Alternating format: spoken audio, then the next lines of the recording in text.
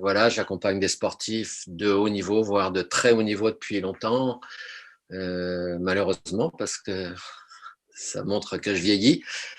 Euh, donc, j'ai passé beaucoup, beaucoup de temps à voyager avec des joueurs de tennis et des golfeurs, principalement, Ok. sur tous les circuits du monde et tous les terrains du monde.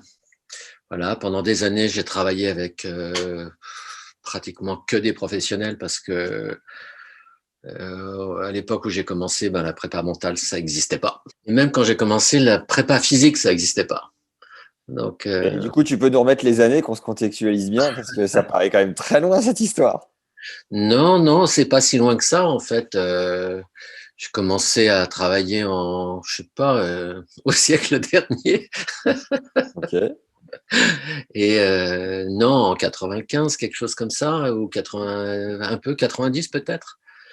Et voilà, j'ai passé mon temps jusqu'en, ouais, je dirais 2010, 2012 à voyager avec les joueurs.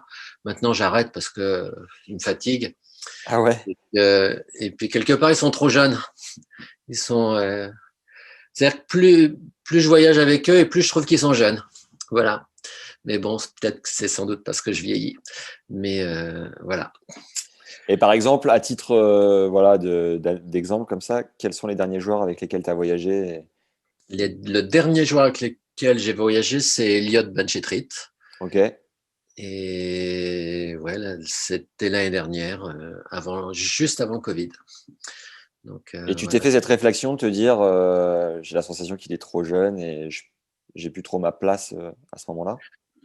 Non, il y a quand même un petit fossé générationnel qui se passe quand je pars avec un garçon qui a 18 ans ou une jeune femme qui a 18 ans et qui passe sa vie sur son téléphone et sur une PlayStation quelconque. J'avoue que je suis un peu perplexe, moi. Ouais. Mais bon, mais mis à part ça, le travail est le même tout le temps, Ouais. tout le temps, tout le temps. Donc maintenant, tu traites à distance uniquement, c'est ça? Non, non, maintenant je fais surtout les formations et je fais plus, je forme les entraîneurs. C'est plus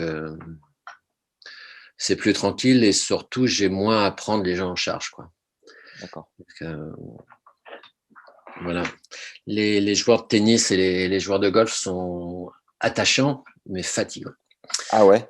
Oui, enfin les sportifs de très haut niveau sont très fatigants. Et comment tu fais pour garder de la fraîcheur dans ton métier et continuer voilà, d'aimer ce que tu fais et d'insuffler un peu de Ouais, nouveauté, j'aime enfin, ce je sais que je pas. fais parce que d'abord je suis convaincu de la, comment dirais-je, du bien fondé de ce que je leur fais faire. Ouais. Et puis, je suis pratiquement toujours émerveillé de l'incroyable capacité des êtres humains à être performants. Donc, personnellement, je crois plus tellement aux dons et je crois simplement que des gens qui pensent bien sont pratiquement toujours très vite performants, quoi. Ok. C'est très souvent que je vais à certains endroits pour je fais un peu office de pompier. C'est-à-dire que je viens, on me dit, ah, j'ai plus de coup droit depuis 6 mois, ça marche plus, tout ça. Et moi, je dis, bah, moi, ça va me prendre 5 minutes. Et en général, ça prend 5 minutes, quoi. C'est un peu. Déjà, il y a un truc que j'ai souligné, c'est les gens qui pensent bien. Peut-être que tu pourras nous expliquer après. Et je crois qu'Eliott t'a recontacté là dernièrement parce qu'il a un peu de mal, il enchaîne les Ouais, bah, firsts. du coup, il a gagné plein de matchs. C'est- Il a quoi, t'as dit? Bah, du coup, il a gagné des matchs alors qu'il n'en avait pas gagné depuis longtemps, quoi. Ouais, ça fait du bien, ouais.